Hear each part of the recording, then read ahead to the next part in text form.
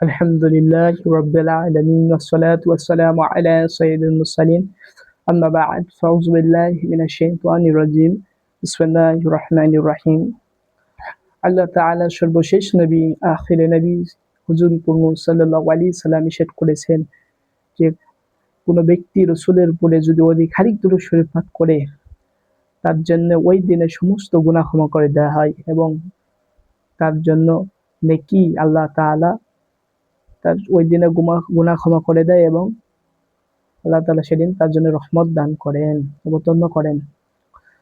প্রিয় ইসলামী ভাইরা, আজকে বয়ান করব রাসূলুল্লাহ সাল্লাল্লাহু আলাইহি সাল্লামের উপরে দুরূদ শরীফ পড়লে এবং রাসূল সাল্লাম কি বলেছেন যে এর উপরে দুরূদ শরীফ পাঠ করা এবং মা আয়েশা রাদিয়াল্লাহু আনহা হাদিস থেকে আমরা জেনে নিই। হযরতে আয়েশা রাদিয়াল্লাহু তাআলা আনহা, মা আয়েশা রাদিয়াল্লাহু আনহা তিনি বর্ণনা করলেন হাদিসটি। তিনি একবার বললেন, আল্লাহ নবী সাল্লাল্লাহু আলাইহি সাল্লাম একবার ঘরে তাশরিফ নিয়ে আসলেন আর এই সময় মা আয়েশা রাদিয়াল্লাহু আনহা রুটি বানাচ্ছিলেন এবং তিনি এসে দেখলেন, তিনি মা আয়েশা রাদিয়াল্লাহু আনহার পাশে এসে বসলেন এবং বসে তিনি রুটির একটি টুকরা অর্থাৎ আটা তুলে নিয়ে তিনি হাত দিয়ে তিনি রুটির আকারে বানিয়ে সেটা গরম তাওয়ার উপরে দিলেন এবং সেই রুটিটি পুড়ল না। তখন মা আয়েশা রাদিয়াল্লাহু আনহা এটা দেখে অবাক হয়ে যায় এবং রাসূল সাল্লাল্লাহু আলাইহি ওয়াসাল্লামকে বললেন যে রুটিটি পুড়ল না কেন?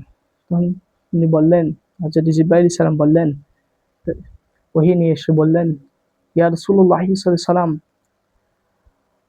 এই রুটিটি না পোড়ার কারণ হলো আপনার নবীজি এই রুটির উপরে টাচ করেছেন, এর কারণে এই রুটি পুড়েনি। রাসূলুল্লাহ সাল্লাল্লাহু আলাইহি ওয়াসাল্লাম বললেন যে যদি কোনো উম্মত আমার উপরে যদি দুরূদ শরীফ পাঠ করে কাল কিয়ামতের দিন আমি তার সাথে মুসাফা করব। সুবহানাল্লাহ। প্রিয় ইসলামী ভাইরা, আমরা রাসূলের উপরে অধিকারিক দুরূদ শরীফ পাঠ করব।